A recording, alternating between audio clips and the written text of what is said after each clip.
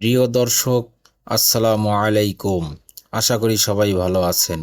যুদ্ধবিরতির পরেও গাজায় ইসরায়েলি হামলায় নিহত ৬৯,০০০ ছাড়ালো। যুদ্ধবিরতি কার্যকর হওয়ার ১ মাস পরও ফিলিস্তিনের গাজায় ইসরায়েলি হামলা ও সহিংসতা অব্যাহত রয়েছে। ধ্বংসস্তূপের নিচ থেকে আরও মরদেহ উদ্ধারের সঙ্গে সঙ্গে বেড়েই চলেছে নিহতের সংখ্যা। গাজার স্বাস্থ্য মন্ত্রণালয়ের তথ্য অনুযায়ী ইসরায়েলি হামলায় নিহতের সংখ্যা ৬৯,০০০ ছাড়িয়ে গেছে। অন্যদিকে পশ্চিম তীর জুড়ে বসতি স্থাপনকারীদের হামলা আরও তীব্র আকার নিয়েছে। রোববার ৯ নভেম্বর এক প্রতিবেদনে এই তথ্য জানিয়েছে সংবাদ মাধ্যম আল জাজিরা।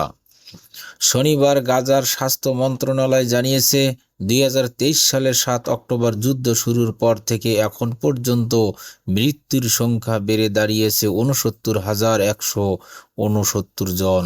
নতুনভাবে উদ্ধার ও শনাক্ত হওয়ায় লাশের কারণে এই সংখ্যা বেড়েছে।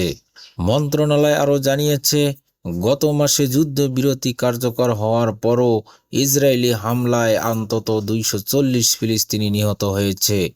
এদিকে শনিবারও নতুন করে হত্যার খবর এসেছে। ইসরায়েলি সেনাবাহিনী দাবি করেছে, উত্তর গাজায় তাদের অবস্থানরত সেনাদের দিকে অগ্রসর হওয়া এক ফিলিস্তিনিকে তারা গুলি করে হত্যা করেছে। ওই ব্যক্তি ইয়েলো লাইন নামে পরিচিত সীমারেখা অতিক্রম করেছিলেন।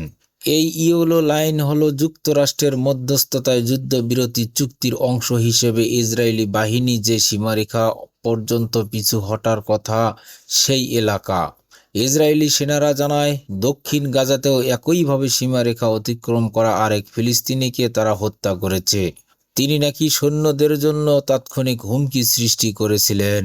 এমনকি ওই সীমারেখার কাছে আসা পরিবারগুলোর উপরও ইসরায়েলি বাহিনী গুলি চালাচ্ছে বলে অভিযোগ পাওয়া গেছে। অন্যদিকে খান ইউনিসে ইসরায়েলি বাহিনীর ফেলে যাওয়া বিস্ফোরকের কারণে এক ফিলিস্তিনি শিশুর মৃত্যু হয়েছে বলে জানিয়েছে নাসের হাসপাতাল কর্তৃপক্ষ।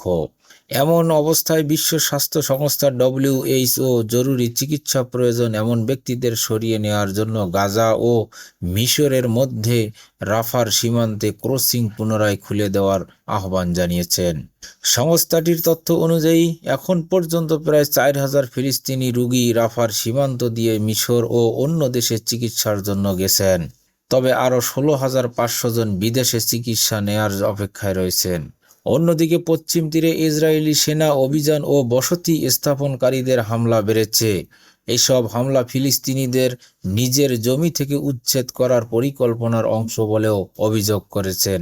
শনিবার দক্ষিণ নাবলুসের বেইতা শহরে জলপাই সংগ্রহের ব্যস্ত ফিলিস্তিনি গ্রামবাসী, কর্মী ও সাংবাদিকদের ওপর হামলা চালায় ইসরায়েলি বসতি স্থাপনকারীরা।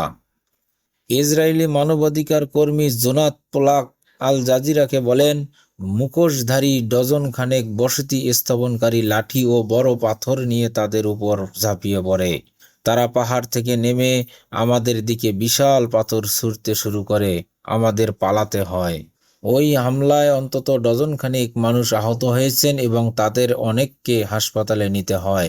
আহতদের একজন সাংবাদিক এবং এক ৭০ বছর বয়সী কর্মী রয়েছে বলেও জানা গেছে।